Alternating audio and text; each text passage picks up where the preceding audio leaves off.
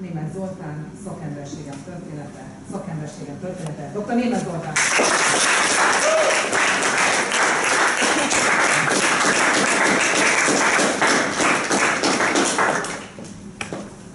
Fiam, szaladj ki a garázsba, és öntsél ki benzint a ladába. Évekkel később jöttem rá arra, hogy az én szüleim palócról beszélnek. Mikor felkerültem Budapestre, és egyszer hazatelefonáltam, és édesapám felvette a telefont, és azt mondta, szervusz Zoltán. Egyébként amennyiben akarjátok, tudom végigtartanom. Egész előadást Palosz tájszólásba, de ettől most eltekintenék, mert a történetet kell folytatnom. Kiküldött a garázsba, hogy öntsek egy kis benzint a ladába. Kimentem, mindjárt egy nehéz döntéshelyzet előtt álltam, 3 kam. 2 nagyjából egyforma, és egy kicsivel kisebb. Éreztem, hogy inkább a 2 nagyból kellene választanom, úgyhogy a kicsit azt félreraktam. A 2 nagy másképp nézett ki. Az egyik egy fehér műanyag kanna volt, a másik egy zöld, ütött kopott, látszatra is nehéz kanna. Egyértelműen meghoztam azt a döntést, hogy a könnyűt öntöm be. Szerintem valószínűleg többen közületek, legalábbis a hölgyek, lehet, hogy ezt a döntést hozták volna. Be is öntöttem nagy örömmel, majd mentem befelé, és akkor beértem, apám arcán egy ilyen kicsit furcsa mosolyt láttam átszáguldani, majd a következő kérdést tette fel nekem, fiam, ugye a műanyag kannát öntötted be? Mondom, persze, hát azóta könnyebb. Ugye legalább a nagyobbat. Igen, miért a kicsiben mi volt? Pálinka. És a nagyban? A gázolaj. Úgyhogy fiam, itt ez a kis cső, elég vissza a garázsba, és kérlek szépen, hogy szívd le a ladából a gázolajat, és önts vissza a helyére a benzint. Nem tudom, valaki hajtott-e végre már hasonló cselekedetet, amikor így megpróbálsz egy műanyagcsővel valahogy úgy kiszívni valamit, hogy az ne a szádba menjen, hanem gyorsan be tud rakni a kannába. Hát ez nem annyira sikerült. Én imádom a benzingőzt, meg a gázolajgőzt is, na de kis pohárból iszogatni, azért az egy kicsit kellemetlen szituáció. És hát valahogy, most már tudom, a gázolaj az itt megül a gyomorba. Szerintem sokáig valahogy. Hetekkel később is egyébként ilyen kis leheletem volt, szerintem alágyújtanak valamit, és így berobbantam az egészen. Szóval egy ilyen tűzönös mutatványban simán elmentem volna, mert csak oda kellett volna rakni. Hetekig.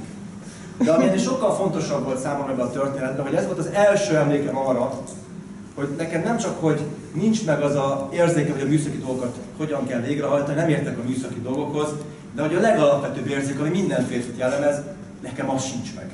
Ez egy ilyen genetikai hiba, valószínűleg ott meg van szakadva a lánc férfi emberként. Aztán teltek az évek, teltek a hónapok, én azt hittem, hogy kinőttem ezt, mint ahogy ki lehet nőni nagyon sokféle betegséget. És hát megvettem. Beköltöztem az első lakásomba, nem volt mosógép, megvettem az első mosógépemet, Gizit. Beállítottam, tudtam, hogy össze kell csak csavarni ezt a 2 cuccost, és már nagy megelégedettséggel néztem meg, oké, nagy baj nem lehet. Beraktam az első mosást, kicsit kattogott. Sárga léven gyorsan megmagyaráztam, hogy biztos a farmeremben a patentek hozzáérnek a dobhoz, és ezért kattog. Második alkalom kicsit erősebben kattog. Megint kéne valami magyarázat. Szerintem most pénz lehet benne, és akkor azért kattog. Hagytam. Harmadik alkalommal viszont olyan égtelenül kezdett el így zörögni, kattogni, hogy attól féltem, hogy át fognak jönni a szomszédok. És épp azon gondolkoztam, hogy ha átjön a szomszéd, majd mit mondok neki, amikor csengetnek. Hát nem kis félelemmel mentem ki, kinyitom az ajtót, kiállott a postás. Ahogy szokott lenni, átveszem a leveleket. Érdekes, hogy a postás képes volt korábban, nem tudtam ezt ilyen IT-s mutatványokról, hogy a nyakából így próbált az ajtó előtt benézni, mert neki is furcsa volt, hogy mi ez a betonkeverő hang onnan belülről. Aztán elhesegettem, és hát olyat tettem, amit nagyon ritkán, de akkor kénytelen voltam. Elővettem a mosógépnek azt a kis gépkönyvét. Nem tudom, olvasott-e már valaki mosógép gépkönyvet, de aki olvasott, az egészen biztos tudja, hogy mi az első mondat benne. Távolíts el a dobrögzítő csavarokat, mert az csak arra szolgál, hogy szállítás közben a dob az ne törjön össze. Dobrögzítő csavarok. Kinyitottam a fedelét, az egyik csavar az benne volt, az volt az, ami a patent helyett, amikor rájöttem, az már kiesett, a másik meg így félig visszajött. Megoldottam, és ezzel véget is a dolog, de éreztem, hogy ez így nem fog működni. Valami megoldást kellett találnom, úgyhogy rájöttem, hogy azokhoz az emberekhez fordultam mindig, amikor ilyen technikai helyzet van, akik ilyen kékedek is értenek hozzá. Ilyen volt például az egyik síelésű története. Jó barátom, Pinti, elmentünk együtt síelni, és szólt, hogy Zoli, Olaszországban megyünk, sok hó van, hol látsz? Mondom, hol látsz, tényleg, kocsi, hol látsz? Bementem a tecsóba, annak rendje és módja szerint, emlékeztem rá nagyjából, hogy 15-ös a felé a kocsimnak, vettem egy hóláncot, beraktam a vizébe, és el is felejtettem. Jól ment a síelés, utolsó éjszaka leszakadt az ég. Tényleg ekkora hó esett, és úgy kellett kilapátolni. Mondja is a barátom, hogy én már felraktam a hóláncot, te is gyorsan dob fel, mert megyünk, indulnánk, már mindenki be van pakolva. Meleg a kocsi. Nekiálltam a hóláncot felszerelni, tudtam, hogy ott belül be kell rakni, meg kívül, stb. Istennek nem ment. Szólok neki, hogy figyelj, tudnád kicsit segíteni? Figyelj, Zoli, ez egy 15-ös felnihez van, a te kocsidon meg 16-os. Miért, hogy ez így fontos? Nem az van, hogy ez így bármire jó? Ez egy ilyen nagyon fontos dolog, úgyhogy most nagy bajba vagy, mert mi már indulnánk. Fú, mit csináljuk? Ugye ilyenkor mindig jön a kreativitás. Gyorsan kiderítettem, hogy van egy autószerelőművel környéken, be a kocsiba, leszágódottam, mondtam neki, hogy 16-os felnihez kell nekem egy izé. Jöttem, visszamentem, ugyanoda odaálltam, ő ugye ott várt, addig egy kicsit idegesen mondtam, hogy vettem 16-os, rakjuk fel. Megint nekiállunk, addig egyébként már szanaszétáztunk, nekiállunk, rakjuk föl. Ti figyelj, azt megnézted, hogy ez milyen peremes az a gumi? Miért? Azt is meg kell nézni. Akkor már 2 hullámcom volt, de kiderült, hogy kell egy 3. Úgyhogy leolvastam a mértékeket, visszamentem, és akkor adtak egy ilyet.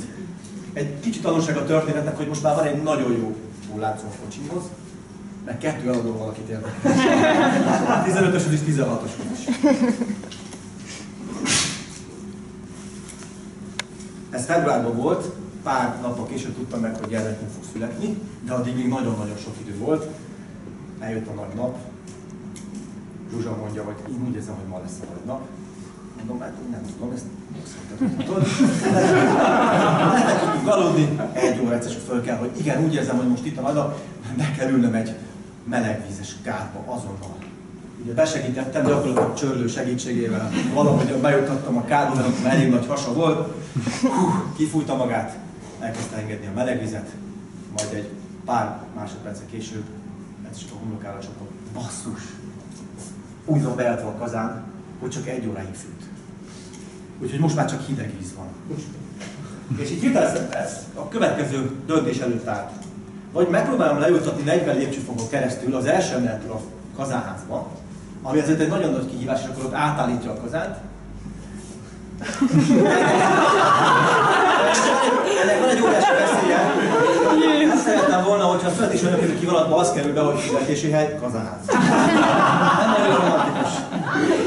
Úgyhogy elgondolkoztam a másik variációt, hogy nekem elmagyarázza, de ezt gyorsan elhessegettem, tehát ezt látom, hogy remélem a hessegén.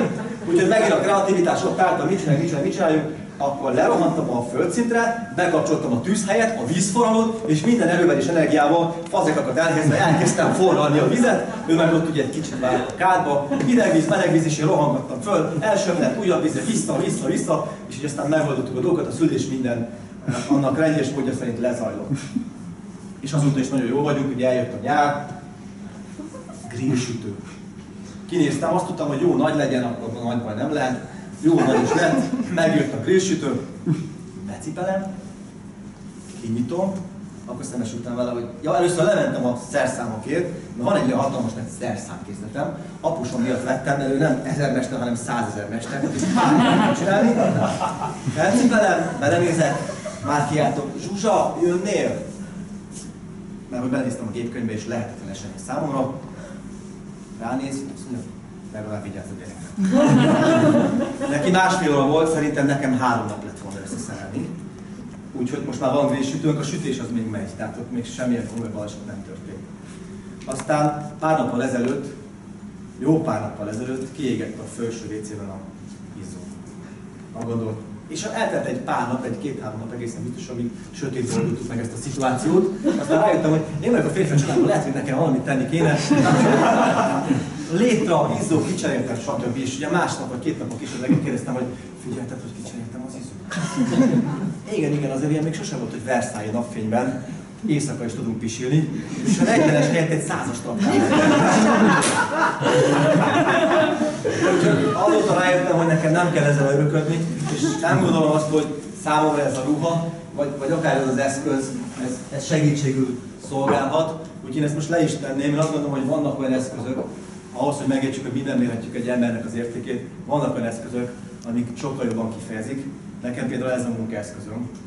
Ez egy prezenter. Különlegessége, ha már itt tartunk, hogy egy olyan prezentert hoztam nektek, aminek az is a neve, hogy Ring Prezenter. És hát én ezzel szeretem meghódítani az embereknek a szívét, és tavaly, október 18-án sikerült meghódítani annak az embernek a szívét, aki számomra legfontosabb, és ennek 2,5 héten belül remélem, hogy egy lezárás is meg fog történni. Köszönöm szépen!